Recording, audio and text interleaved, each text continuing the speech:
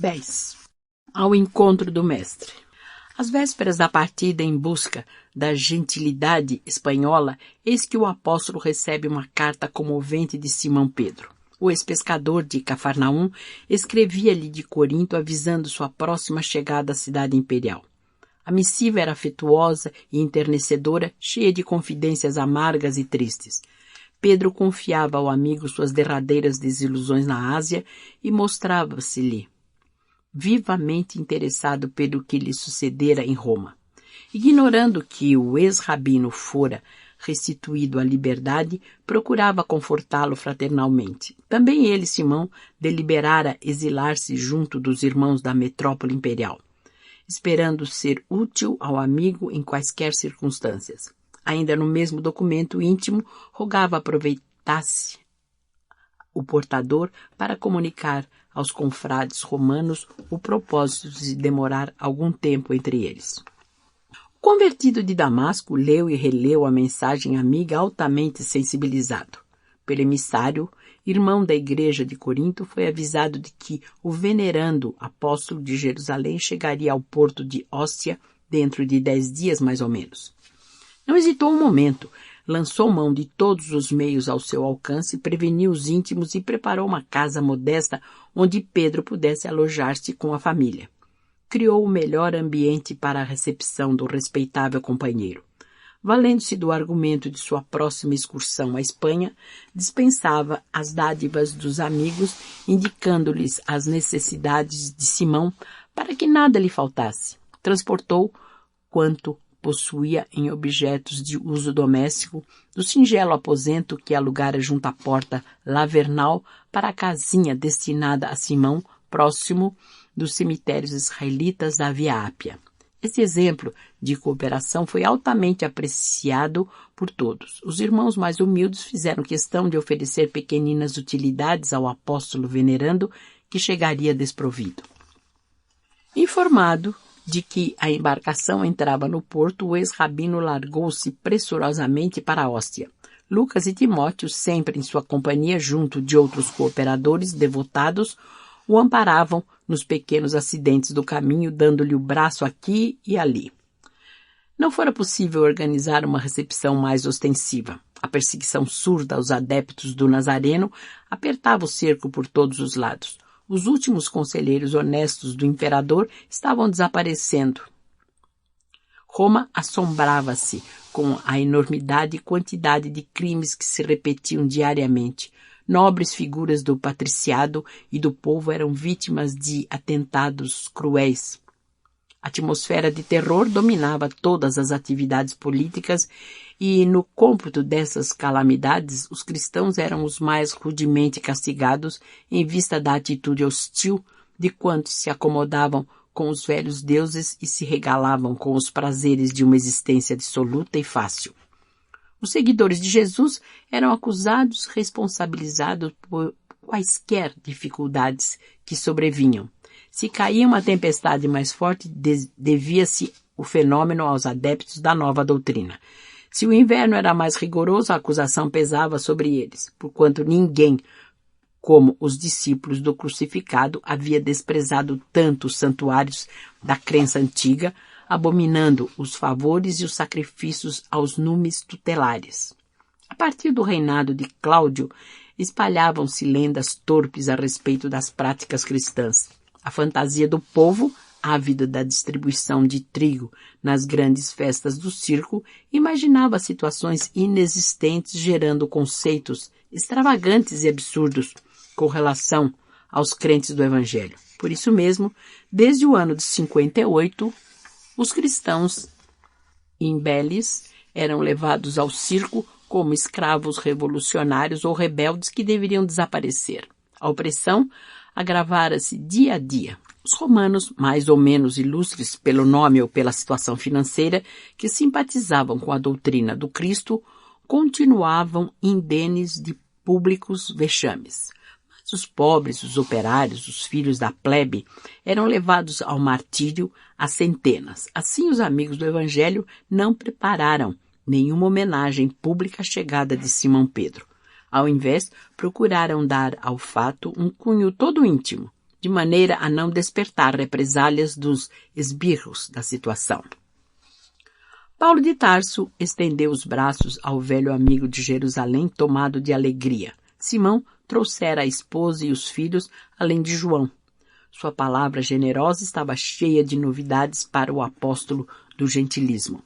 Em poucos minutos ficou sabendo da morte de Tiago e das novas torturas infligidas pelo Sinédrio à igreja de Jerusalém. O velho pescador contava as últimas peripécias da sua sorte, bem-humorado. Comentava os testemunhos mais pesados com um sorriso nos lábios e intercalava toda a narrativa de louvores a Deus. Depois de reportar-se as lutas que empenhara em muitas e repetidas peregrinações, contava ao ex-rabino que se refugiara alguns dias em Éfeso, junto de João, sendo acompanhado pelo filho de Zebedeu até Corinto, onde resolveram demandar a capital do império. Paulo, por sua vez, relatou as tarefas recebidas de Jesus nos últimos anos e era de ver-se o otimismo e a coragem desses homens que, inflamados do espírito messiânico e amoroso do Mestre, comentavam as desilusões e as dores do mundo com láureas da vida. Depois das suaves alegrias do reencontro, o grupo se encaminhou discretamente para a casinha reservada a Simão Pedro e sua família. O ex-pescador, sentindo a excelência da acolhida carinhosa, não encontrava palavras para traduzir os júbilos d'alma. Como Paulo, quando chegou a Pousoulis, tinha a impressão de estar num mundo diferente daquele em que vivera até então. Com a sua chegada, recrudesceram os serviços apostólicos, mas o pregador do gentilismo não abandonou a ideia de ir à Espanha. Alegando que Pedro o substituiria com vantagem, deliberou embarcar no dia pré-fixado num pequeno navio que se destinava à costa gaulesa. Não valeram amistosos protestos nem mesmo a insistência de Simão para que adiasse a viagem. Acompanhado de Lucas, Timóteo e Demas, o velho advogado dos gentios partiu ao amanhecer de um dia lindo, cheio de projetos generosos. A missão visitou parte das Gálias, dirigindo-se ao território espanhol, demorando-se mais na região de Tortosa. Em toda parte, a palavra e feitos do apóstolo ganhavam novos corações para o Cristo, multiplicando os serviços do Evangelho e renovando as esperanças populares à luz do reino de Deus. Em Roma, todavia, a situação prosseguia cada vez mais grave. Com a perversidade de Tigelino à frente da prefeitura dos pretorianos, acentuara-se o terror entre os discípulos de Jesus. Faltava somente um édito em que os cidadãos romanos simpatizantes do Evangelho fossem condenados publicamente, porque os libertos, os descendentes de outros povos e os filhos da plebe já enchiam as prisões. Simão Pedro, como figura de relevo do movimento, não tinha descanso. Não obstante a fadiga natural da senectude, procurava atender a todas as necessidades emergentes. Seu espírito poderoso sobrepunha-se a todas as vicissitudes e desempenhava os mínimos deveres com devotamento máximo à causa da verdade. Assistia os doentes, pregava nas catacumbas, percorria longas distâncias, sempre animoso e satisfeito. Os cristãos do mundo inteiro jamais poderão esquecer aquela falange de abnegados que os precedeu nos primeiros testemunhos da fé, afrontando situações dolorosas e injustas, regando com sangue e lágrimas a sementeira do Cristo, abraçando-se mutuamente e confortados nas horas mais negras da história do Evangelho. Nos espetáculos hediondos do circo, nas preces de aflição que se elevavam dos cemitérios abandonados. Tigelino, grande inimigo dos prosélitos do Nazareno, buscava agravar a situação por todos os meios ao alcance da sua autoridade odiosa e perversa. O filho de Zebedeu preparava-se para regressar à Ásia quando um grupo de esbirros dos perseguidores o colheu em pregação carinhosa e inspirada, na qual se despedia dos confrades de Roma com exortações de tocante reconhecimento a Jesus. Apesar das atenciosas explicações, João foi preso e esbordoado impiedosamente, e com ele dezenas de irmãos foram trancafiados nos cárceres imundos do Esquilino. Pedro recebeu a notícia dolorosamente surpreendido. Conhecia a extensão dos trabalhos que aguardavam na Ásia o companheiro generoso e rogou ao Senhor não o abandonasse a fim de obter absolvição justa. Como proceder em tão difíceis circunstâncias? Recorreu às relações prestigiosas que a cidade lhe oferecia. Entretanto, seus afeiçoados eram igualmente pobres de influência política nos gabinetes administrativos da época. Os cristãos, de posição financeira mais destacada, não ousavam enfrentar a onda avassaladora de perseguição e tirania. O antigo chefe da igreja de Jerusalém não desanimou. Precisava libertar o amigo, concorrendo para isso com todo o potencial de energia na esfera de suas possibilidades. Compreendendo a timidez natural dos romanos simpatizantes do Cristo, buscou reunir apressadamente uma assembleia de amigos íntimos para examinar o caso. No meio dos debates, alguém se lembrou de Paulo. O apóstolo dos gentios dispunha na capital do império de grande número de afeiçoados iminentes. No caso da sua absolvição, a providência partira do círculo dileto de Popéia Sabina.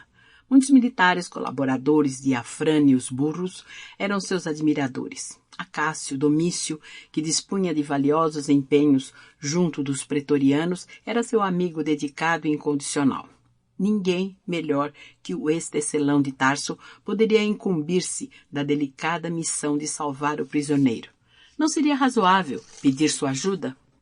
Comentava-se o caráter urgente da medida, mesmo porque numerosos cristãos morriam todos os dias na prisão do Esquilino, vítimas das queimaduras de azeite fervente. Tigelino e alguns comparsas da administração criminosa distraíam-se com os suplícios das vítimas. O azeite era lançado aos infelizes no poste do martírio. Outras vezes, os prisioneiros manietados eram mergulhados em grandes barris de água em ebulição. O prefeito dos pretorianos exigia que os correligionários assistissem ao suplício para escarmento geral. Os encarcerados acompanhavam as tristes operações banhados em pranto silencioso. Verificada a morte da vítima, um soldado se encarregava de lançar as vísceras aos peixes famintos nos tanques vastos das prisões odiosas. Dada a situação geral apavorante, poder-se-ia contar com a intervenção de Paulo? A Espanha ficava muito distante. Era possível que a sua vinda não aproveitasse ao caso pessoal de João. Pedro, porém, considerou a oportunidade do recurso e advertiu que seguiriam trabalhando a favor do filho de Zebedeu. Nada impedia, porém, de recorrer desde logo para o prestígio de Paulo, ainda porque a situação piorava de instante a instante.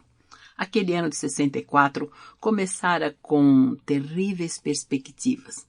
Não se podia dispensar um homem enérgico e resoluto à frente dos interesses da causa. Dado este parecer do venerando apóstolo de Jerusalém, a Assembleia concordou com a medida aventada. Um irmão, que se tornara devotado cooperador de Paulo em Roma, foi mandado à Espanha com urgência. Esse emissário era Crescêncio, que saiu de Óstia com enorme ansiedade, levando a missiva de Simão.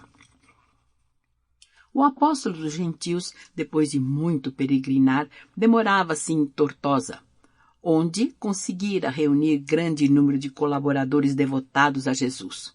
Suas atividades apostólicas continuavam ativas, conquanto atenuadas em virtude do cansaço físico. O movimento das epístolas diminuíra, mas não se interrompera de todo. Atendendo à necessidade das igrejas do Oriente, Timóteo partira da Espanha para a Ásia, carregado de cartas e recomendações amigas. Em torno do apóstolo, agrupara-se novo contingente de cooperadores diligentes e sinceros. Em todos os recantos, Paulo de Tarso ensinava o trabalho e a renúncia à paz da consciência e o culto do bem. Quando planejava novas viagens na companhia de Lucas, eis que surge em Tortosa o mensageiro de Simão. O ex-rabino lê a carta e resolve regressar à cidade imperial imediatamente. Através das linhas afetuosas do velho amigo, entreviu a gravidade dos acontecimentos. Além disso, João necessitava voltar à Ásia. não ignorava a influência benéfica que ele exercia em Jerusalém. Em Éfeso, onde a igreja se compunha de elementos judaicos e gentios, o filho de Zebedeu fora sempre um vulto nobre e exemplar, indene de espírito sectarista. Paulo de Tarso passou em revista as necessidades do serviço evangélico entre as comunidades orientais e concluiu pela urgência do regresso de João, deliberando intervir no assunto sem perda de tempo. Como de outras vezes, nada valeram as considerações dos amigos no tocante ao problema de sua saúde. O homem enérgico e decidido, apesar dos cabelos brancos, mantinha o mesmo ânimo resoluto, elevado e firme que o caracterizara na mocidade distante. Favorecido pela grande movimentação de barcos nos princípios de maio de 64, não lhe foi difícil retornar ao porto de Óstia, junto dos companheiros. Simão Pedro recebeu-o enternecido. Em poucas horas, o convertido de Damasco conhecia a situação intolerável criada em Roma pela ação delituosa de Tigelino. João continuava encarcerado, apesar dos recursos levados aos tribunais.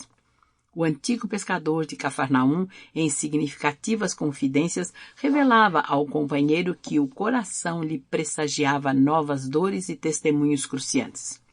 Um sonho profético anunciava-lhe perseguições e provas ásperas. Numa das últimas noites, contemplara um quadro singular em que uma cruz de proporções gigantescas parecia envolver com sua sombra toda a família dos discípulos do Senhor. Paulo de Tarso ouviu com interesse, manifestando-se de inteiro acordo com os seus pressentimentos. Apesar dos horizontes carregados, deliberaram uma ação conjunta para libertar o filho de Zebedeu. Corria o mês de junho. O ex-rabino desdobrou-se em atividades intensas, procurou a Cássio Domício solicitando a sua intervenção e valimento. Mais ainda, considerando que as providências morosas poderiam redundar num fracasso, auxiliado por amigos eminentes, procurou avistar-se com numerosos áulicos da corte imperial, chegando à presença de Popeia Sabina, a fim de rogar seus bons ofícios no caso do filho de Zebedeu. A célebre favorita ouviu-lhe a confidência com enorme surpresa. Aquelas revelações de uma vida eterna, aquela concepção da divindade assustavam-na. Embora inimiga declarada dos cristãos, dada a simpatia que mantinha pelo judaísmo, Popeia impressionou-se com a figura cética do apóstolo e com os argumentos de reforço ao seu pedido. Sem ocultar sua admiração, prometeu atendê-lo, apontando desde logo as providências imediatas. Paulo retirou-se esperançoso da absolvição do companheiro, porque Sabina prometera libertá-lo dentro de 3 dias. Voltando à comunidade, deu ciência aos irmãos da entrevista que tivera com a favorita de Nero. Mas, terminada a exposição, notou algo surpreso que alguns companheiros reprovam a sua iniciativa. Pediu então que o esclarecessem e justificassem quaisquer dúvidas. Surgiram fracas considerações que ele acolheu com a sua inesgotável serenidade. Alegava-se que não era louvável dirigir-se a uma cortesã dissoluta para impetrar um favor. Semelhante proceder afigurava-se defeso a seguidores do Cristo. Popeia era mulher de vida notadamente dissoluta. Banqueteava-se nas orgias do Palatino. Caracterizava-se por sua luxúria escandalosa. Seria razoável pedir-lhe proteção para os discípulos de Jesus? Paulo de Tarso aceitou as mofinas arguições com beatífica paciência e objetou sensatamente.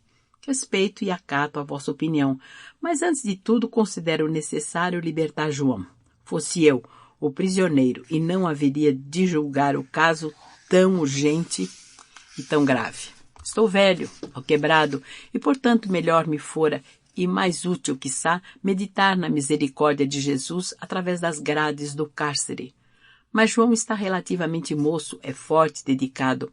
O cristianismo da Ásia não pode dispensar-lhe a atividade construtiva, até que outros trabalhadores sejam chamados à semeadura divina. Com referência às vossas dúvidas, porém, cumpre-me aduzir um argumento que requer ponderação. Por que considerais impróprio uma solicitação à Popeia Sabina? Teríeis a mesma ideia se me dirigisse a Tigelino ou ao próprio imperador? Não serão eles vítimas da mesma prostituição que estigmatiza as favoritas de sua corte?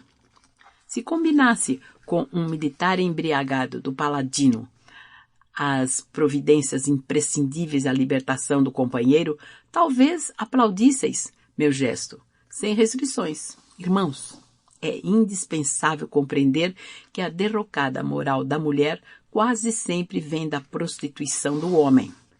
Concordo em que Popeia não é a figura mais conveniente ao feitio em virtude das inquietações da sua vida. Entretanto, é a providência que as circunstâncias indicaram, e nós precisamos libertar o devotado discípulo do Senhor. Aliás, procurei valer-me de semelhantes recursos, recordando a exortação do Mestre, na qual recomenda aos homens granjearem amigos com as riquezas da iniquidade. Nota. Lucas, capítulo 16, versículo 9. Nota de Emanuel. Considero que quaisquer relações com o Palatino constituem expressões da fortuna iníqua, mas suponho útil mobilizar os que se conservam mortos no pecado para algum ato de caridade e de fé, pelo qual se desliguem dos laços com o passado delituoso, auxiliados pela intercessão de amigos fiéis. A elucidação do apóstolo espalhou grande calma em todo o recinto. Em poucas palavras, Paulo de Tarso fizera ver aos companheiros transcendentes conclusões de ordem espiritual. A promessa não falhara. Em 3 dias, o filho de Zebedeu era restituído à liberdade. João estava abatidíssimo. Os maus tratos, a contemplação dos quadros terríveis do cárcero, a expectação angustiosa haviam-lhe mergulhado o espírito em perplexidades dolorosas. Pedro regozijava-se, mas o ex-rabino, atento à tensão ambiente, sugeriu o regresso do apóstolo Galileu à Ásia sem perda de tempo. A igreja de Éfeso esperava-o. Jerusalém devia contar com a sua colaboração desinteressada e amiga.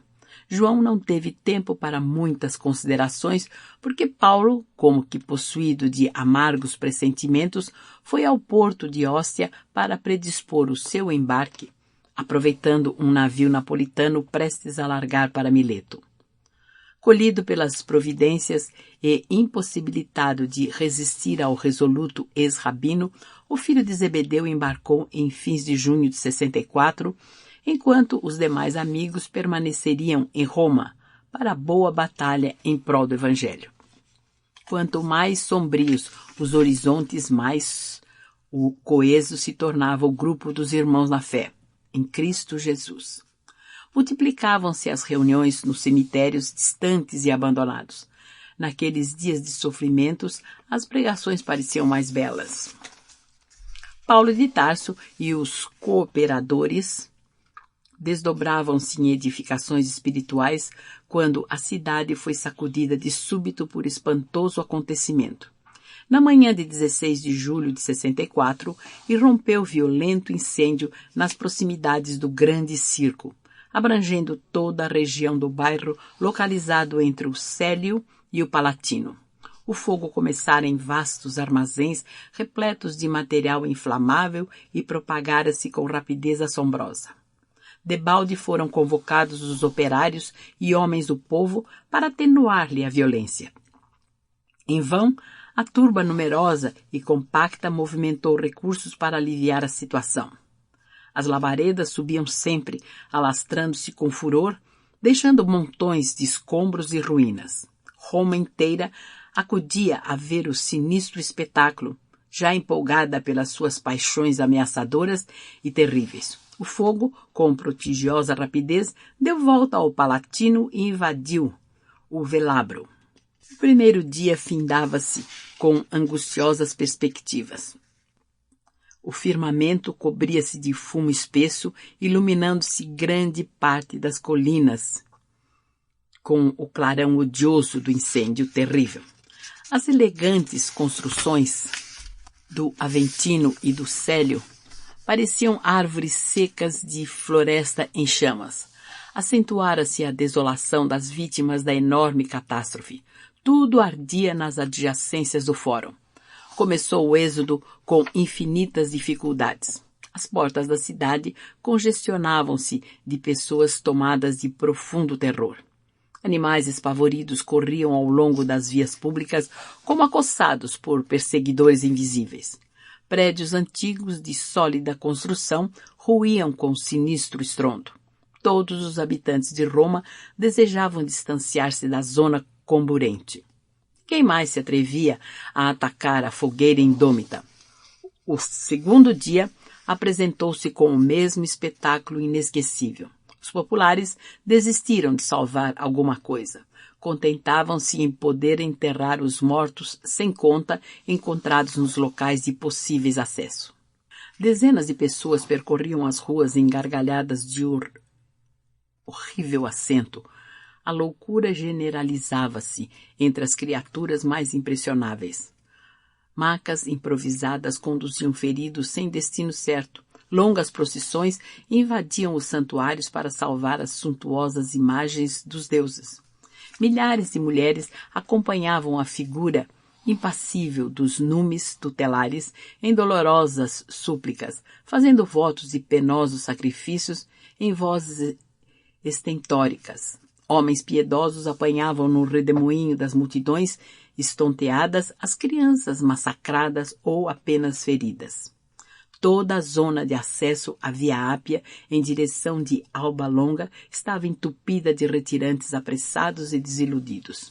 Centenas de mães gritavam pelos filhinhos desaparecidos e, não raro, tomavam-se providências à pressa para socorrer as que enlouqueciam. A população em peso desejava abandonar a cidade ao mesmo tempo. A situação tornara-se perigosa. A turba amotinada atacava as liteiras dos patrícios. Somente os cavaleiros desassombrados conseguiam romper a mole humana, provocando novas blasfêmias e lamentações.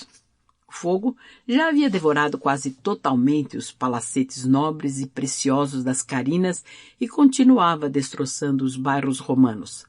Entre os vales e as colinas, onde a população era muito densa, durante uma semana, dia e noite, lavrou o fogo destruidor, espalhando desolações e ruínas.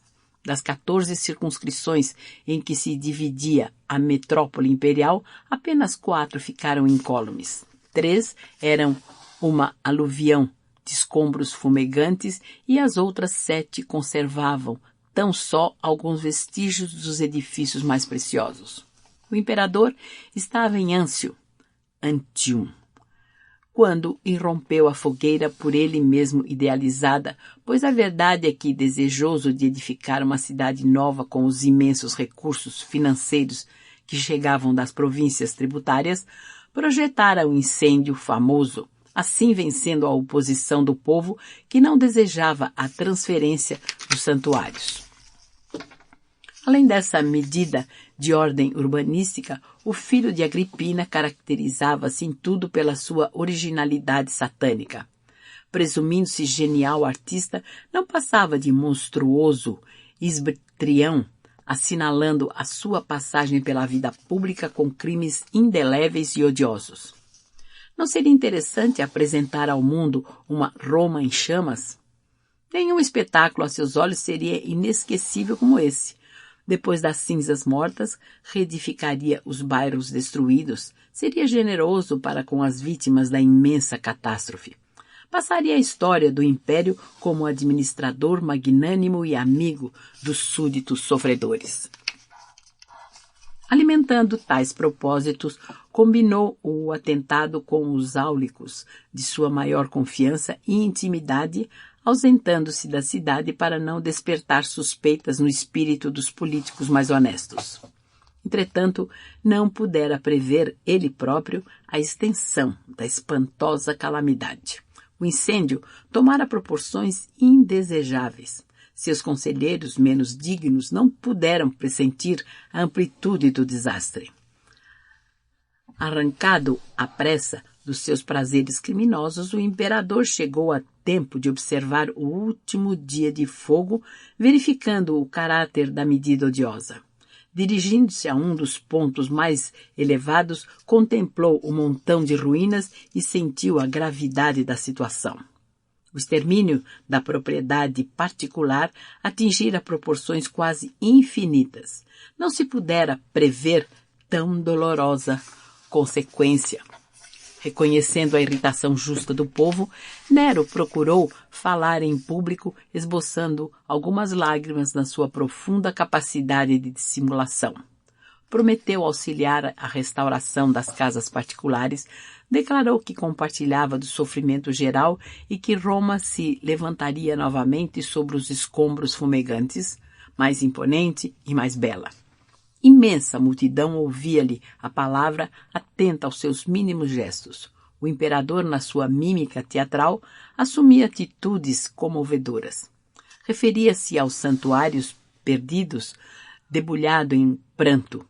Invocava a proteção dos deuses a cada frase de maior efeito. A turba sensibilizara-se. Jamais o César se mostrara tão paternalmente comovido. Não seria razoável duvidar das suas promessas e observações. Em dado instante, a sua palavra vibrou mais patética e expressiva. Comprometia-se solenemente com o povo a punir inexoravelmente os responsáveis. Procuraria os incendiários, vingaria a desgraça romana sem piedade. Rogava mesmo a todos os habitantes da cidade cooperassem com ele, procurando e denunciando os culpados. Nesse interim, quando o verbo imperial se tornara mais significativo, notou-se que a massa popular se agitava estranhamente. Maioria esmagadora irmanava-se agora num grito terrível. Cristãos, as feras, as feras. O filho de Agripina encontrara a solução que procurava. Ele que procurava em vão, no espírito superexcitado, as novas vítimas das suas maquinações escrandas, às quais pudesse atribuir a culpa dos sucessos lamentáveis, viu no brado ameaçador da turba uma resposta às próprias cogitações sinistras. Nero conhecia o ódio que o vulgo votava aos seguidores humildes do Nazareno. Os discípulos do Evangelho mantinham-se alheios e superiores aos costumes dissolutos e brutais da época. Não frequentavam os circos, afastavam-se dos templos pagãos, não se prosternavam diante dos ídolos nem aplaudiam as tradições políticas do império. Além disso, pregavam ensinamentos estranhos e pareciam aguardar um novo reino. O grande esbrião do Palatino sentiu uma onda de alegria invadir-lhe os olhos míopes e, com gestos. A escolha do povo romano não poderia ser melhor. Os cristãos deviam ser mesmo os criminosos. Sobre eles deveria cair o gládio vingador. Trocou um olhar inteligente com Tigelino, como a exprimir que haviam apanhado ao acaso a solução imprevista e logo afirmou à massa enfurecida que tomaria providências imediatas para reprimir os abusos e castigar os culpados da catástrofe. Finalmente, que o incêndio seria considerado crime de lesa majestade e sacrilégio para que os castigos também fossem excepcionais. O povo aplaudia freneticamente, antegozando as sensações do circo, com esgares de feras e cânticos de martírio. A nefanda acusação pesou sobre os discípulos de Jesus como fardo hediondo. As primeiras prisões realizaram-se como flagelo maldito. Numerosas famílias refugiaram-se nos cemitérios e nos arredores da cidade meio destruída, receosas dos algozes implacáveis. Praticava-se toda espécie de abusos. Jovens indefesas eram entregues nos cárceres a um instinto feroz de soldados sem entranhas. Anciães respeitáveis conduzidos à enxovia sob algemas e pancadas. Os filhos arrancados do colo maternal entre lágrimas e apelos comovedores. Tempestade sinistra caíra sobre os seguidores do crucificado, que se submetiam a punições injustas de olhos postos no céu. De nada valeram para Nero as ponderações dos patrícios ilustres que ainda cultivavam as tradições de prudência e honestidade. Quantos se aproximavam da autoridade imperial com a valiosa contribuição de alvitres justos eram declarados suspeitos, agravando a situação. O filho de Agripina e seus áulicos imediatos deliberaram que se oferecesse ao povo o primeiro espetáculo no princípio de agosto de 64, como positiva demonstração das providências oficiais contra os supostos autores do nefando atentado. As demais vítimas, isto é, todos os prisioneiros que chegassem ao cárcere depois da festa inicial, serviriam de ornamento aos futuros regozijos, à medida que a cidade pudesse recompor-se com as novas construções em perspectiva. Para isso, determinara-se a reedificação imediata do grande circo. Antes de atender às próprias necessidades da corte, o imperador desejava as simpatias do povo, ignorante e sofredor, alimentando o que pudesse satisfazer seus estranhos caprichos. A primeira carnificina destinada a distrair o ânimo popular foi levada a efeito em jardins imensos, na parte que permanecer imune da destruição por entre orgias indecorosas de que participaram a plebe e a grande fração do patriciado que se entregara à dissolução e ao desregramento. A festividade prolongou-se por noites sucessivas sob a claridade de esplêndida iluminação e o ritmo harmonioso de numerosas orquestras que inundavam o ar de melodias enternecedoras. Nos lagos artificiais deslizavam barcos graciosos, artisticamente iluminados. No seio da paisagem, favorecida pelas sombras da noite, que as tochas poderosas não conseguiam afastar de todo, repastava-se a devassidão em jogo franco. Ao lado das expressões festivas, enfileiravam-se as do martírio dos pobres condenados. Os cristãos eram entregues ao povo para o castigo que ele julgasse mais justo. Para isso, com intervalos regulares, os jardins estavam cheios de cruzes, de postes, de açoites e numerosos instrumentos, outros de flagelação. Havia guardas imperiais para auxiliarem as atividades punitivas. Em fogueiras preparadas encontravam-se água e azeite fervente, bem como pontas de ferro em brasa para os que desejassem aplicá-las. Os gemidos e soluços dos desgraçados casavam-se ironicamente com as notas harmoniosas dos alaúdes. Uns inspiravam entre lágrimas e preces aos apupos do povo. Outros entregavam-se estoicamente ao martírio, contemplando o céu alto e estrelado. A linguagem mais forte seria pobre para traduzir as dores imensas da grei cristã naqueles dias angustiosos. Não obstante os tormentos inenarráveis, os seguidores fiéis de Jesus revelaram o poder da fé àquela sociedade perversa e decadente, afrontando as torturas que lhes cabiam. Interrogados nos tribunais em momento tão trágico, declaravam abertamente sua confiança em Cristo Jesus, aceitando os sofrimentos com humildade por amor ao seu nome. Aquele heroísmo parecia acirrar ainda mais os ânimos da multidão animalizada. Inventavam-se novos gêneros de suplício. A perversidade apresentava diariamente números novos em sua venenosa facúndia. Mas os cristãos pareciam possuídos de energias diferentes das conhecidas nos campos de batalhas sanguinolentas. A paciência invencível, a fé poderosa, a capacidade moral de resistência assombravam os mais afoitos. Não foram poucos os que se entregaram ao sacrifício cantando. Muita vez, diante de tanta coragem, os verdugos improvisados temeram o misterioso poder triunfante da morte. Terminada a chacina de agosto com grande entusiasmo popular, continuou a perseguição sem tréguas para que não faltasse o contingente de vítimas nos espetáculos periódicos oferecidos ao povo em regozijo pela reconstrução da cidade. Diante das torturas e da carnificina, o coração de Paulo de Tarso sangrava de dor. A tormenta operava confusão em todos os setores. Os cristãos do Oriente, em sua maioria, trabalhavam por desertar do campo da luta, forçados por circunstâncias imperiosas da vida particular. O velho apóstolo, entretanto, unindo-se a Pedro, reprovava essa atitude. À exceção de Lucas, todos os cooperadores diretos conhecidos desde a Ásia haviam regressado. O ex-tecelão, todavia, fazendo causa comum com os desamparados, fez questão de assisti-los no transe inaudito. As igrejas domésticas estavam silenciosas, fechados os grandes salões alugados na suburra para as pregações da doutrina. Restava aos seguidores do mestre apenas um meio de se entreverem e se reconfortarem na prece e nas lágrimas comuns.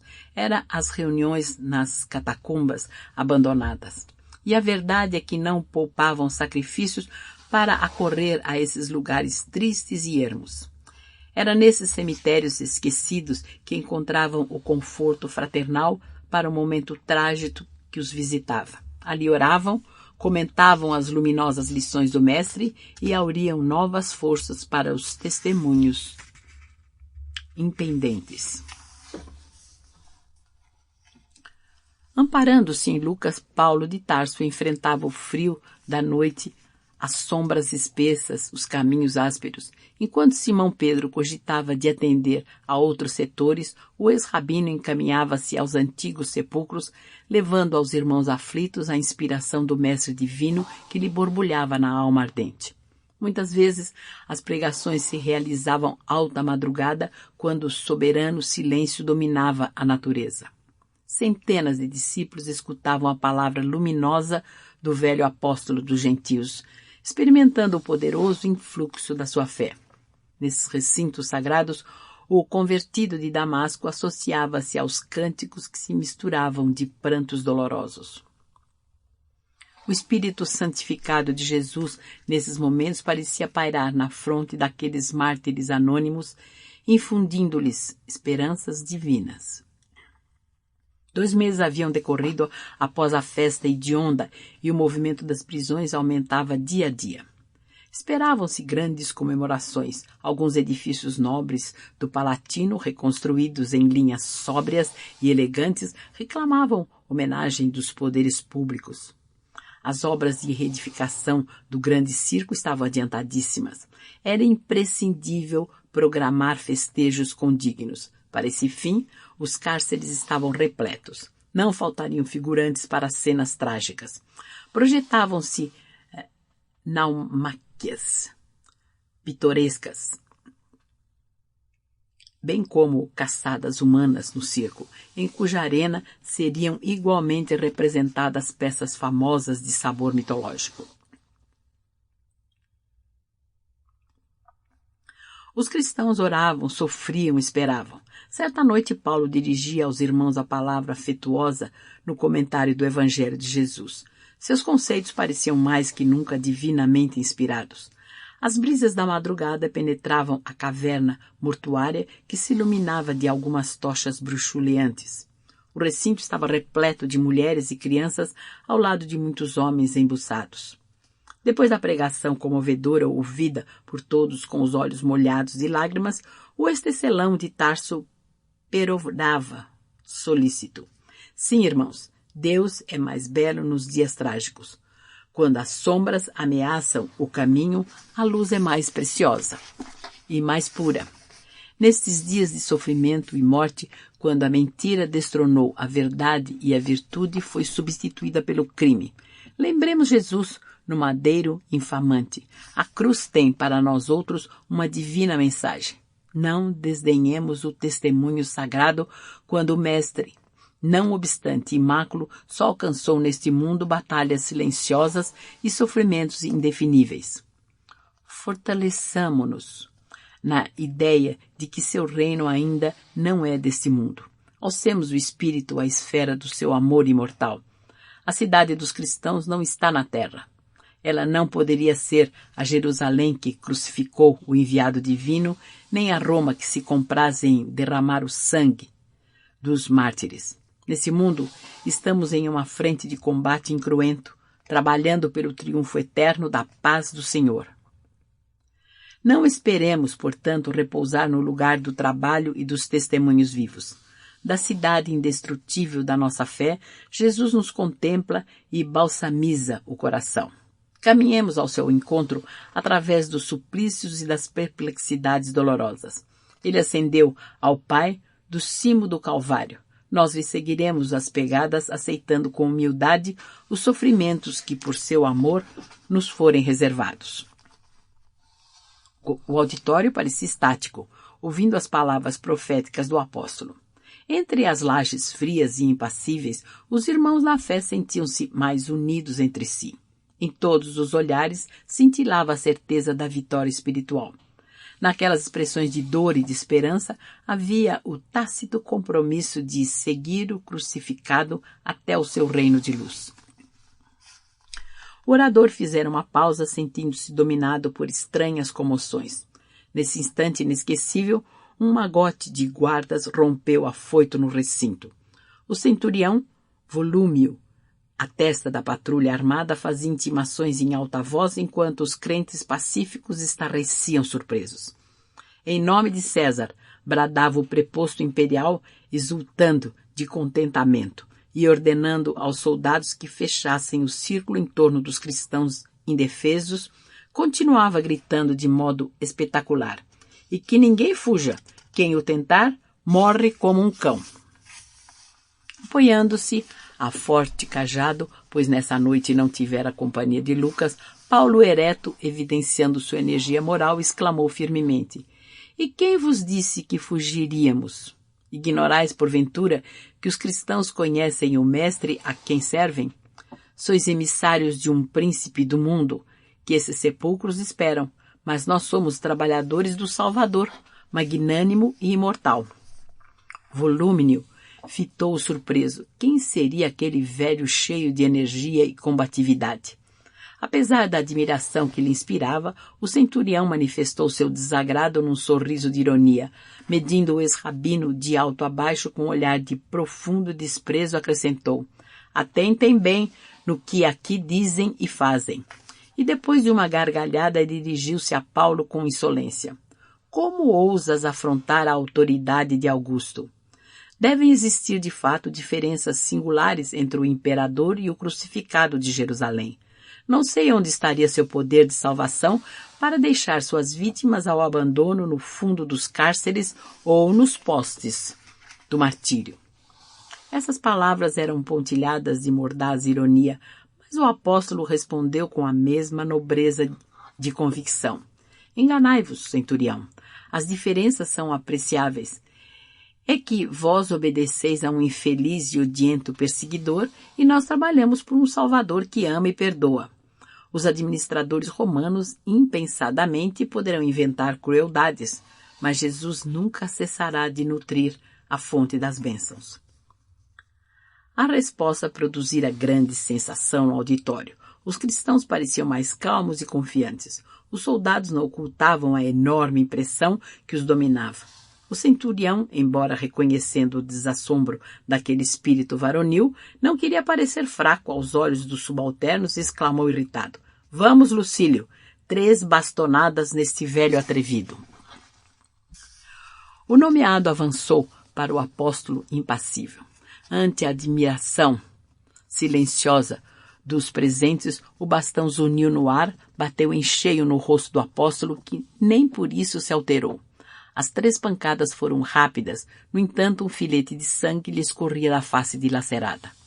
O ex-rabino, a quem haviam tomado o cajado de apoio, mantinha-se de pé com certa dificuldade, mas sem trair o bom ânimo que lhe caracterizava a alma enérgica.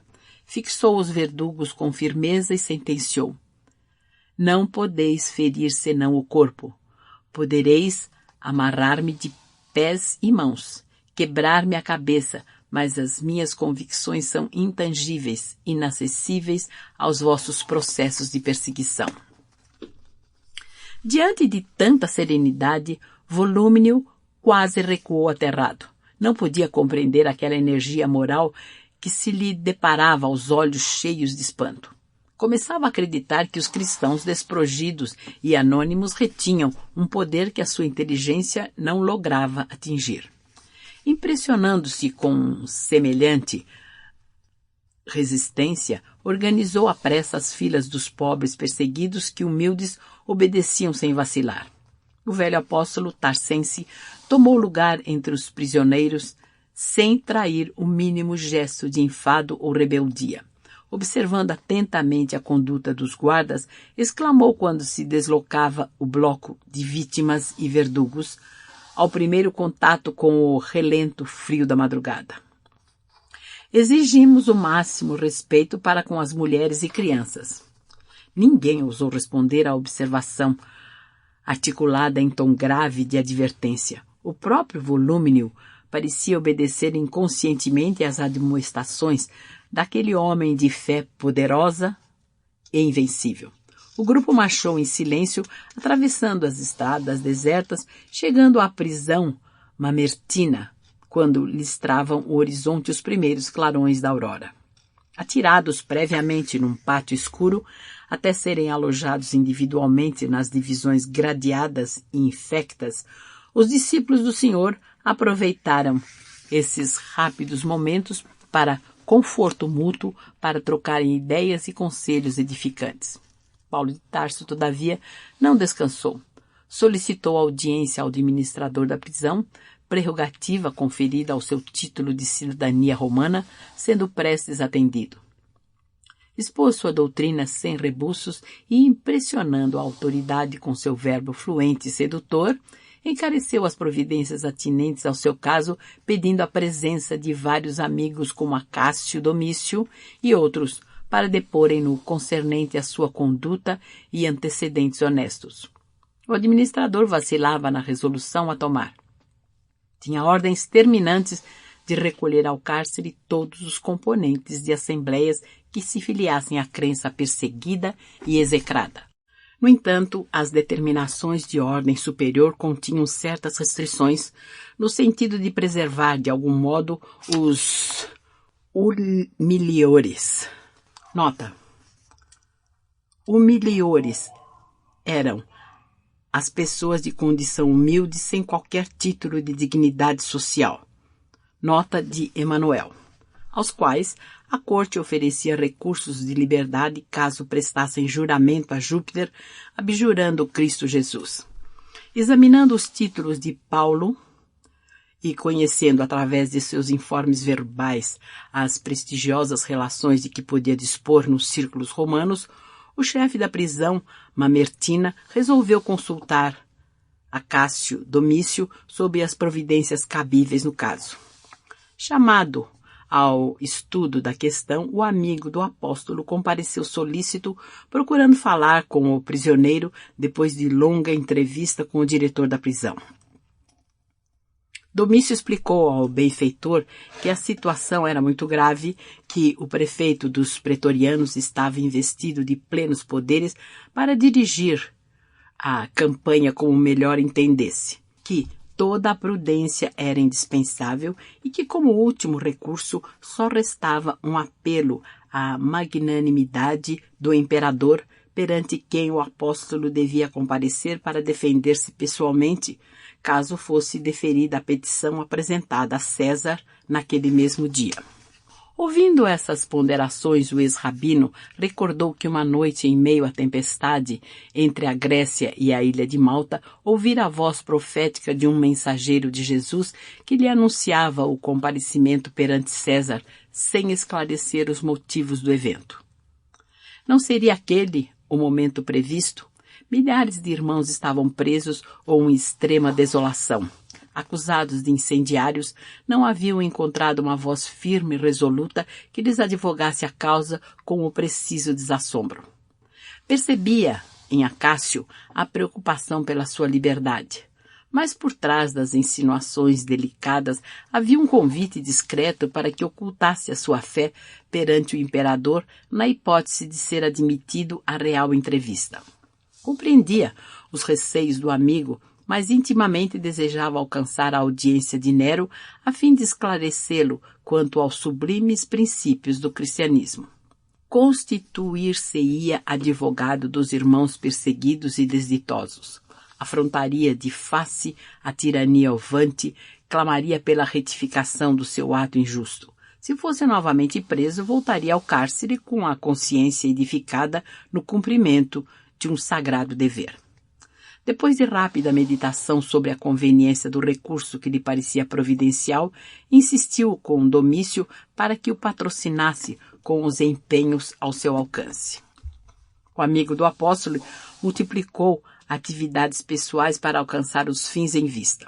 Valendo-se do prestígio de todos os que viviam em condições de subalternidade junto do imperador, conseguiu a desejada audiência para que Paulo de Tarso se defendesse como convinha no apelo direto à autoridade de Augusto. No dia aprazado, foi conduzido entre guardas à presença de Nero, que o recebeu curioso num vasto salão onde costumava reunir os favoritos ociosos da sua corte, criminosa e excêntrica. Interessava-lhe a personalidade do ex-rabino. Queria conhecer o homem que mobilizara grande número de seus íntimos para apoiar-lhe o recurso. A presença do apóstolo dos gentios causou-lhe enorme decepção. Que valor poderia ter aquele velho insignificante franzino? Ao lado de Tigelino e de outros conselheiros perversos, fixou ironicamente a figura de Paulo. Era incrível tamanho interesse em torno de uma criatura tão vulgar. Quando se dispunha a recambiá-lo à prisão sem lhe ouvir o apelo, um dos áulicos lembrou que seria conveniente facultar-lhe a palavra para que se lhe aferisse a indigência mental. Nero, que jamais perdia ocasião de ostentar suas presunções artísticas, considerou o alvitre bem apresentado e ordenou ao prisioneiro que falasse à vontade. Ladeado por 2 guardas, o inspirado pregador do evangelho levantou a fronte cheia de nobreza, fitou César e os companheiros do seu séquito leviano e começou resoluto. Imperador dos romanos, compreendo a grandeza desta hora em que vos falo, apelando para os vossos sentimentos de generosidade e justiça.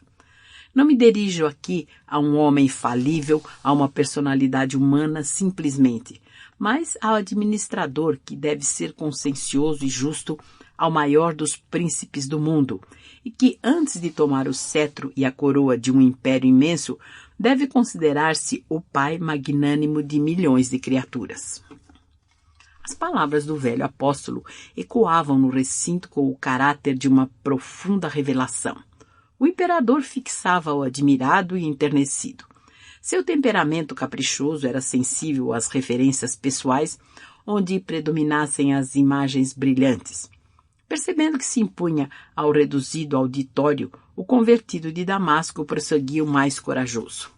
Confiando em vossa longanimidade, pleiteei esta hora inesquecível a fim de apelar para o vosso coração, não somente por mim, mas por milhares de homens, mulheres e crianças que padecem nos cárceres ou sucumbem nos circos do martírio. Falo aqui em nome dessa multidão incontável de sofredores, perseguida com requintes de crueldade por favoritos de vossa corte, que deveria ser constituída de homens íntegros e humanitários. Acaso não chegarão aos vossos ouvidos os lamentos angustiosos da viuvez, da velhice e da orfandade?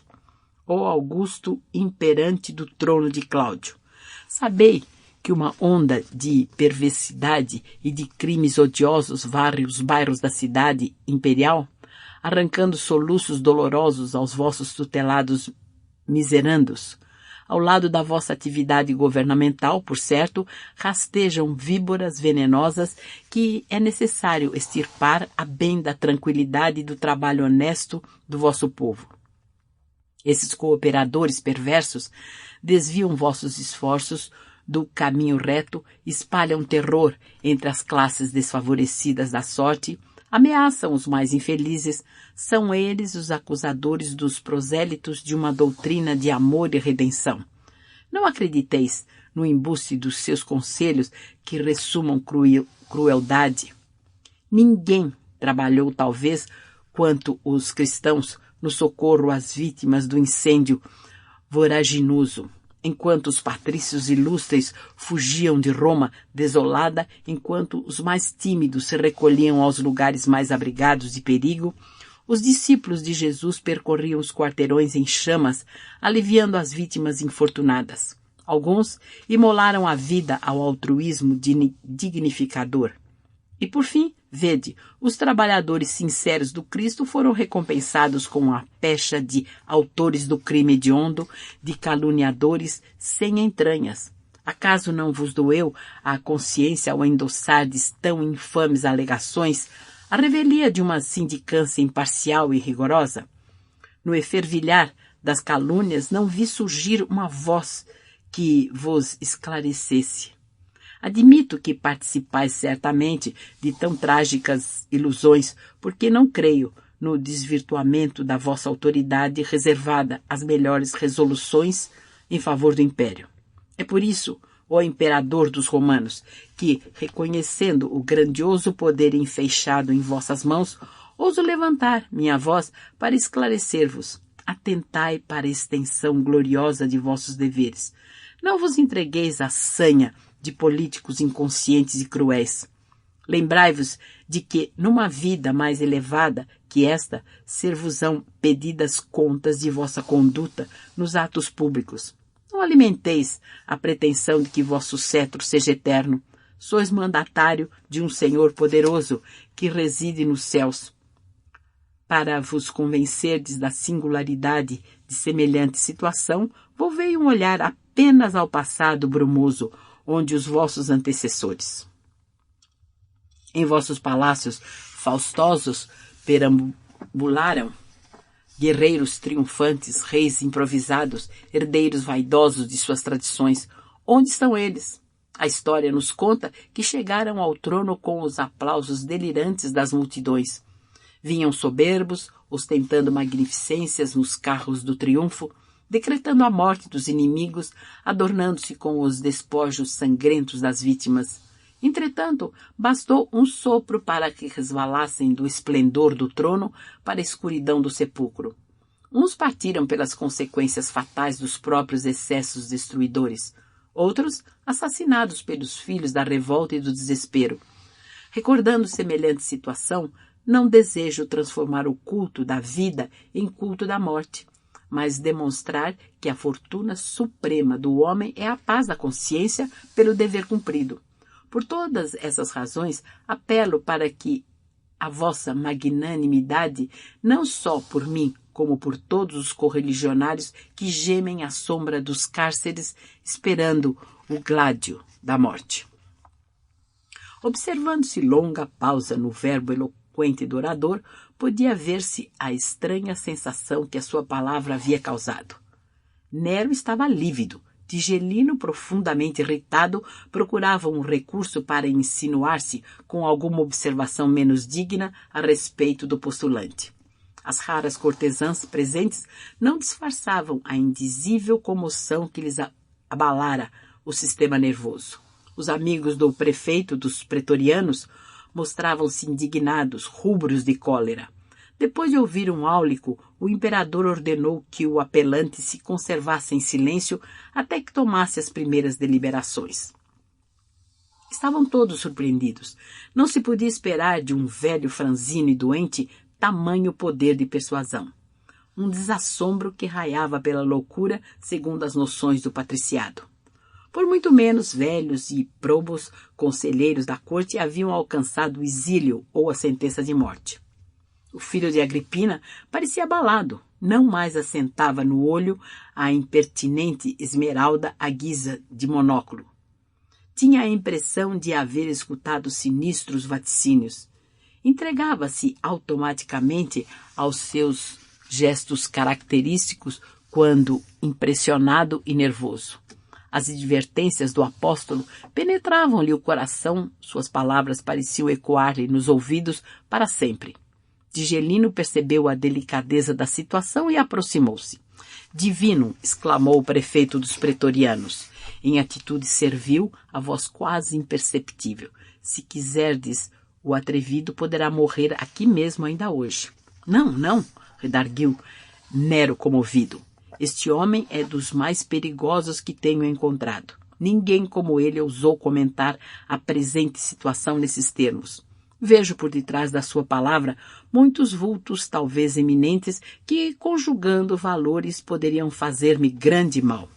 Concordo, disse o outro, hesitante, em voz muito baixa. Assim, pois, continuou o imperador prudentemente, é preciso parecer magnânimo e sagaz. Dar-lhe-ei o perdão por agora, recomendando que não se afaste da cidade até que se esclareça de todo a situação dos seguidores do cristianismo.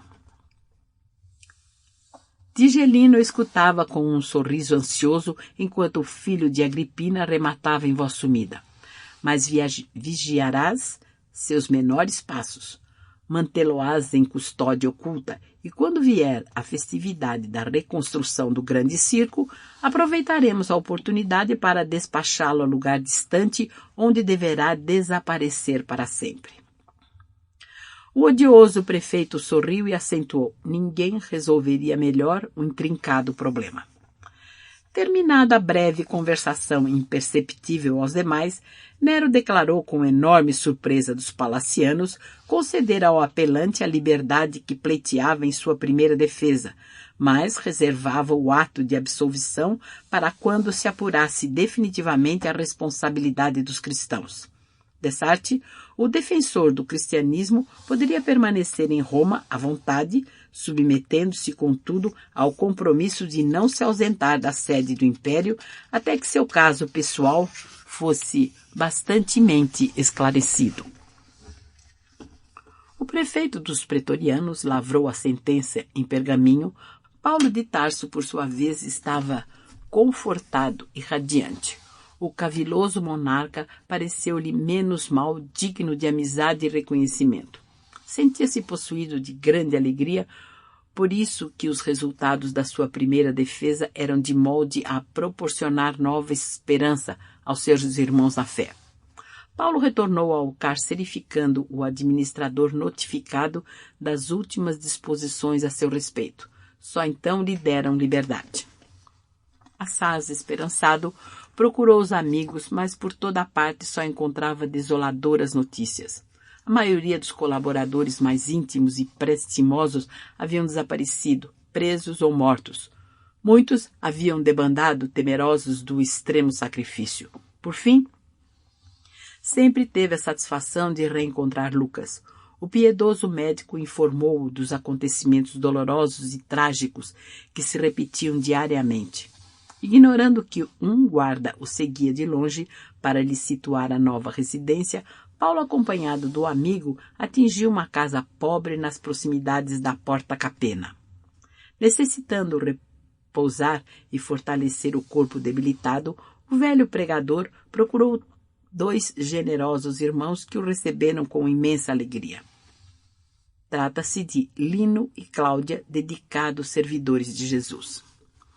O apóstolo dos gentios instalou-se no lar pobre com a obrigação de comparecer à prisão mamertina de 3 em 3 dias até que se aclarasse a situação de modo definitivo. Não obstante o consolo de que se sentia possuído, o venerável amigo do gentilismo experimentava singulares presságios. Surpreendia-se a refletir no coroamento da carreira apostólica como se nada mais lhe restasse senão morrer por Jesus. Combatia tais pensamentos no propósito de continuar propugnando pela difusão dos ensinamentos evangélicos. Não mais pôde encaminhar-se à pregação das catacumbas, da prostração física, mas valia-se da colaboração afetuosa e dedicada de Lucas para as epístolas que julgava necessárias. Nessas inclui-se a derradeira carta que escreveu a Timóteo, aproveitando 2 amigos que partiam para a Ásia. Paulo escreve esse último documento ao discípulo muito amado, tomando-se de singulares emoções que lhe enchem os olhos de lágrimas abundantes. Sua alma generosa deseja confiar ao filho de Eunice as últimas disposições, mas luta consigo mesmo, de modo a não se dar por vencido. O ex-rabino, ao traçar conceitos afetuosos, sente-se qual discípulo chamado a esferas mais altas, sem poder furtar-se à condição de homem que não deseja capitular na luta. Ao mesmo tempo que confia a Timóteo a convicção de haver terminado a carreira, pede-lhe que envie a ampla capa de couro deixada em Troade, em casa de Carpo, visto necessitar de agasalho para o corpo abatido. Enquanto lhe enviava as últimas impressões cheias de prudências e carinho, roga os seus bons ofícios para que João Marcos venha à sede do Império a fim de auxiliá-lo no serviço apostólico. Quando a mão trêmula e rugosa escreve melancolicamente: só Lucas está comigo. 1. Nota. Segunda Epístola a Timóteo, capítulo 4, versículo 11. Nota de Emanuel. O convertido de Damasco interrompe-se para chorar sobre os pergaminhos. Nesse instante, porém, sente afagar-lhe a fronte como flabelo de asas que adejassem de leve. Brando conforto lhe invadiu o coração amoroso e intrépido. Nesse ponto da carta recobra novo ânimo e volta a demonstrar decisão de luta, terminando com as recomendações atinentes às necessidades da vida material e aos seus labores evangélicos. Paulo de Tarso, entretanto, entrega a missiva a Lucas para expedi-la sem conseguir disfarçar os seus lúgubres pressentimentos. Em vão, o carinhoso médico e devotado amigo procura desfazer aquelas apreensões. Debalde, Lino e Cláudia tentam distraí-lo. Embora não abandonasse os trabalhos condizentes com a nova situação, o velho apóstolo mergulhou-se em atender às necessidades triviais. Efetivamente, decorridos algumas semanas após a carta a Timóteo, um grupo armado visitou a residência de Lino depois de meia-noite, na véspera das grandes festividades com que a administração pública desejava assinalar a reconstrução do grande circo. O dono da casa, a esposa e Paulo de Tarso foram presos, escapando Lucas pelo fato de pernoitar em outra parte. As 3 vítimas foram conduzidas a um cárcere do Monte Esquilino, dando provas de poderosa fé em face do martírio que começava. O apóstolo foi atirado a uma cela escura e incomunicável. Os próprios soldados se intimidavam da sua coragem. Ao despedir-se de Lino e sua mulher, enquanto esta se desfazia em lágrimas, o valoroso pregador abraçava-os dizendo: tenhamos coragem, esta deve ser a última vez em que nos saudamos com os olhos materiais, mas havemos de avistar-nos no reino do Cristo. O poder tirânico de César não atinge senão o corpo miserável. Em virtude de ordem expressa de Tigelino, o prisioneiro ficou insulado de todos os companheiros. Na escuridão do cárcere, que mais se assemelhava a uma cova úmida, deu um balanço retrospectivo em todas as atividades de sua vida, entregando-se a Jesus inteiramente confiado na sua divina misericórdia. Desejou sinceramente permanecer junto dos irmãos que, por certo, se destinavam aos espetáculos nefandos do dia imediato, esperando com eles comungar a hóstia dos martírios quando chegasse a hora extrema. Não pôde dormir, a considerar as horas transcorridas desde o momento da prisão e concluiu que o dia do sacrifício estaria iminente. Nenhuma réstia de luz penetrava o cubículo infecto e acanhado. Percebia somente vagos rumores longínquos que lhe davam ideia da aglomeração popular nas vias públicas. As horas passaram em expectativas que pareciam intermináveis. Depois de angustioso cansaço, conseguiu algumas horas de sono. Acordou mais tarde, já incapacitado de calcular as horas decorridas. Tinha sede e fome, mas orou com fervor, sentindo que fluíam brandas consolações para sua alma, das fontes da providência invisível. No fundo, estava preocupado com a situação dos companheiros.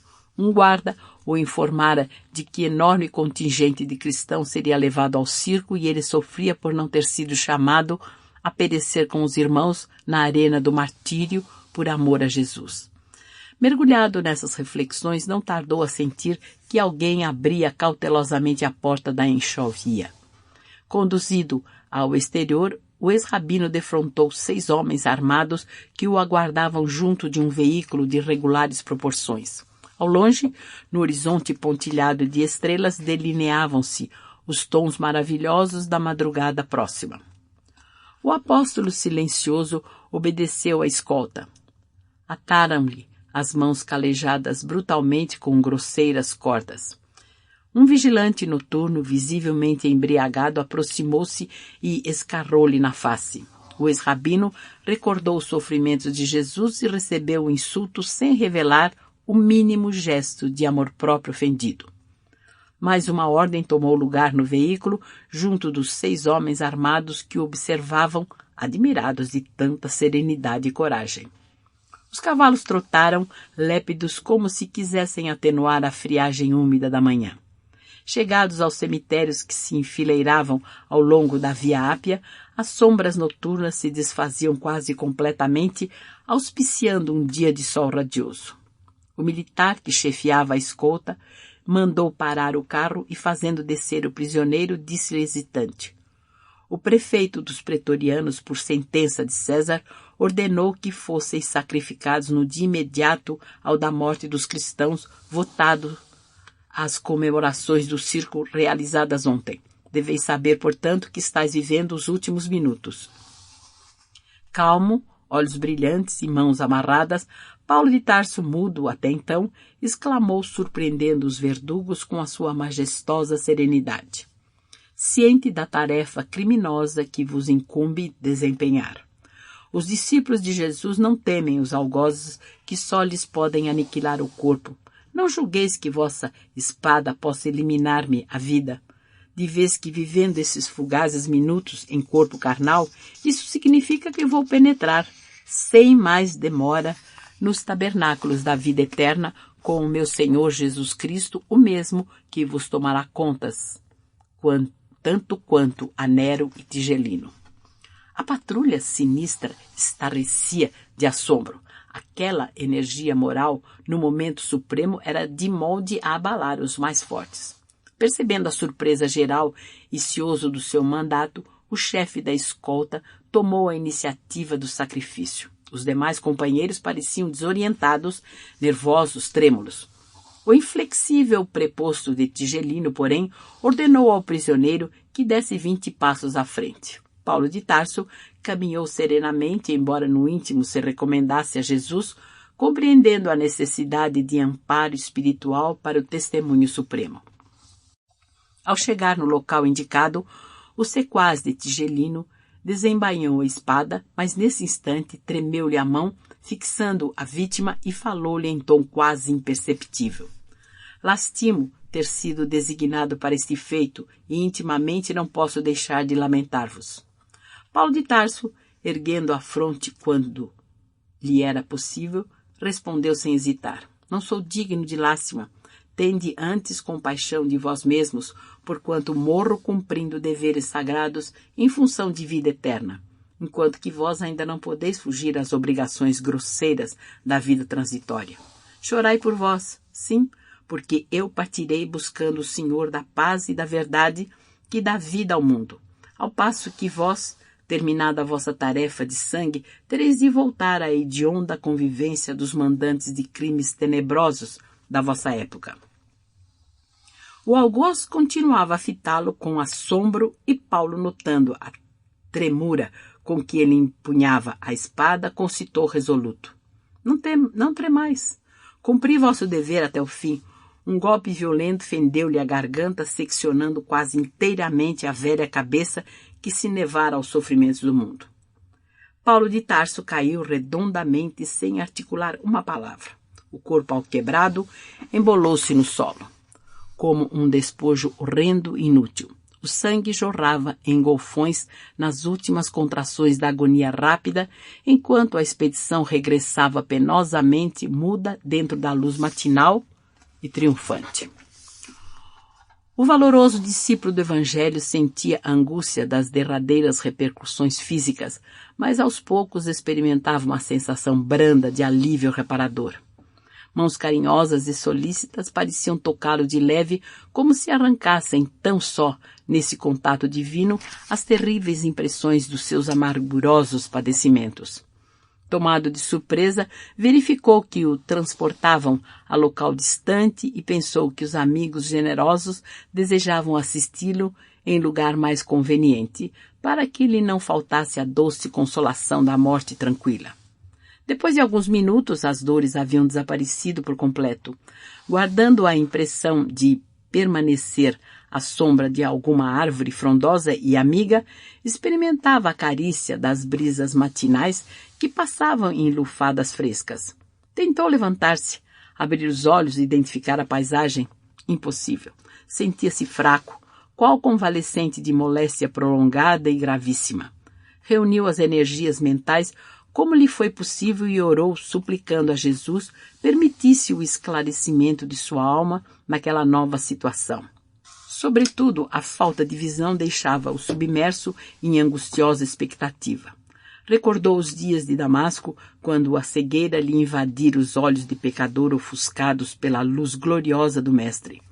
Lembrou o carinho fraternal de Ananias e chorou ao influxo daquelas singulares reminiscências. Depois de grande esforço, conseguiu levantar-se e refletiu que o homem precisava servir a Deus ainda que tateasse em densas trevas. Foi aí que ouviu passos de alguém que se aproximava de leve.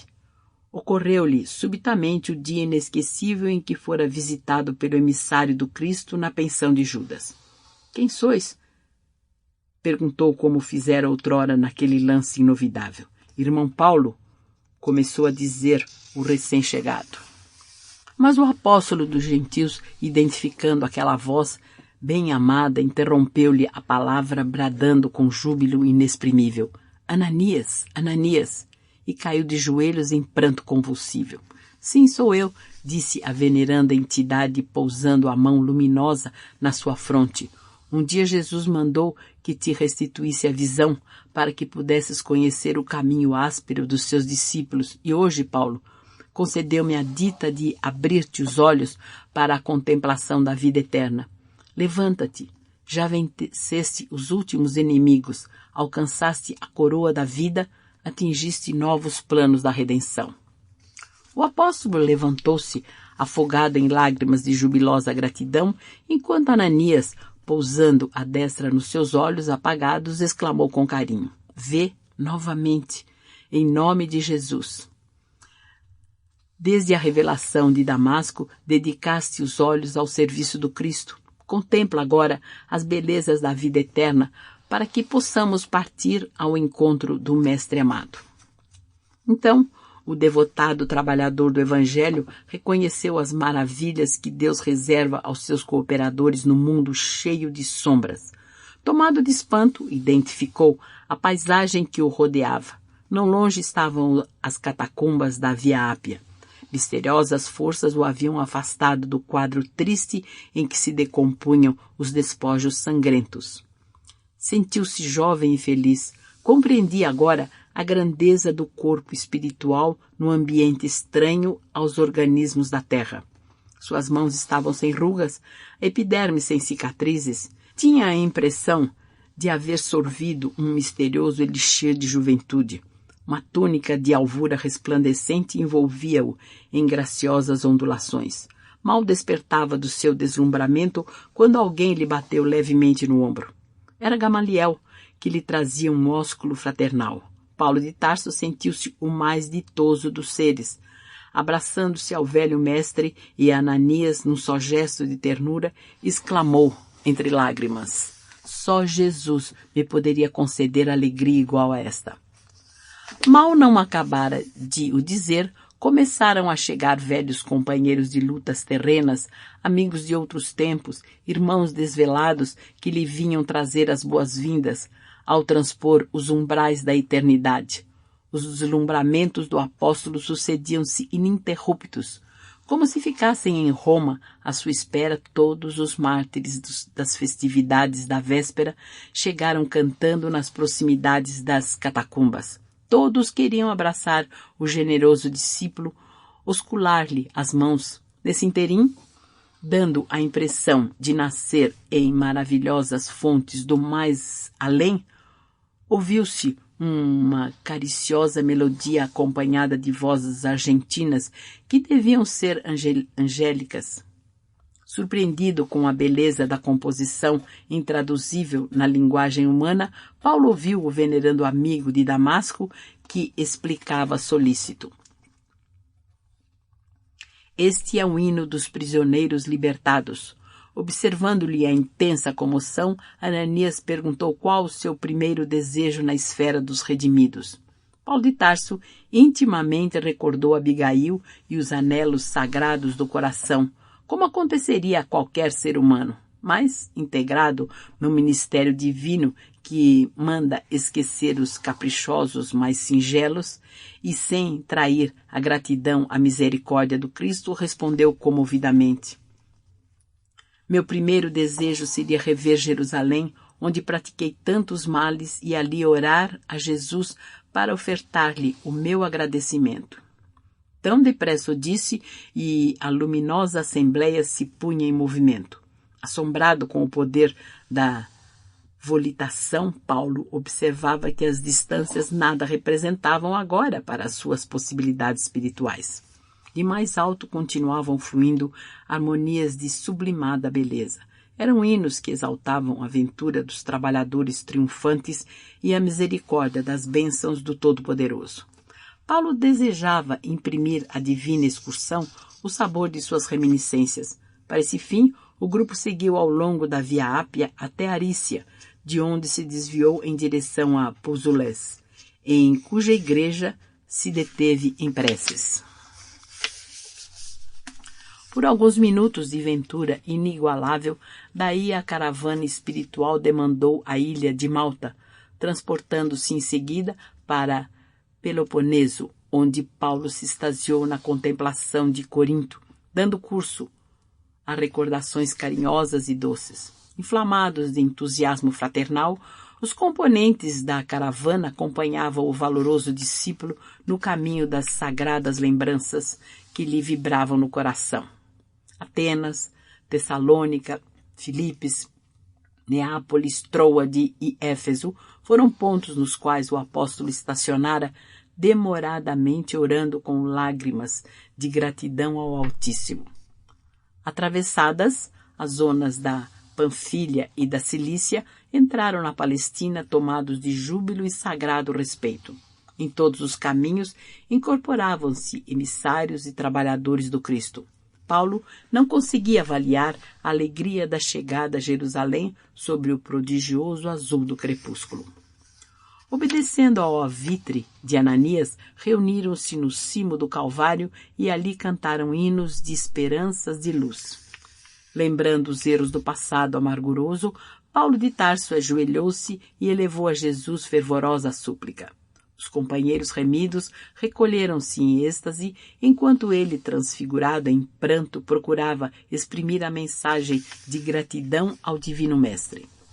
Desenhou-se então na tela do infinito um quadro de beleza singular. Como se houvesse rasgado a imensurável umbela azul, surgia na amplitude do espaço uma senda luminosa e 3 vultos que se aproximavam radiantes. O mestre estava no centro, conservando Estevão à direita e Abigail ao lado do coração. Deslumbrado, arrebatado, o apóstolo apenas pôde estender os braços porque a voz lhe fugia no auge da comoção. Lágrimas abundantes perolavam-lhe o rosto, também transfigurado. Abigail e Estevão adiantaram-se. Ela tomou-lhe delicadamente as mãos num assomo de ternura, enquanto Estevão o abraçava com efusão. Paulo quis lançar-se nos braços dos 2 irmãos de Corinto, beijar-lhes as mãos no seu arrobo de ventura, mas qual a criança dócil que tudo devesse ao mestre, dedicado e bom, procurou o olhar de Jesus para sentir-lhe aprovação. O mestre sorriu, indulgente e carinhoso, e falou: sim, Paulo, sê feliz. Venha agora a meus braços, pois é da vontade de meu Pai que os verdugos e os mártires se reúnam para sempre no meu reino. E assim unidos, Ditosos, os fiéis trabalhadores do Evangelho da Redenção seguiram as pegadas do Cristo em demanda às esferas da verdade e da luz. Lá embaixo, Jerusalém contemplava embevecida o dilúculo vespertino, esperando o luar que não tardaria com os primeiros clarões. Nota da editora. A esta série de romances históricos pertencem A 2000 anos, 50 anos depois e Ave, Cristo, todos do mesmo autor.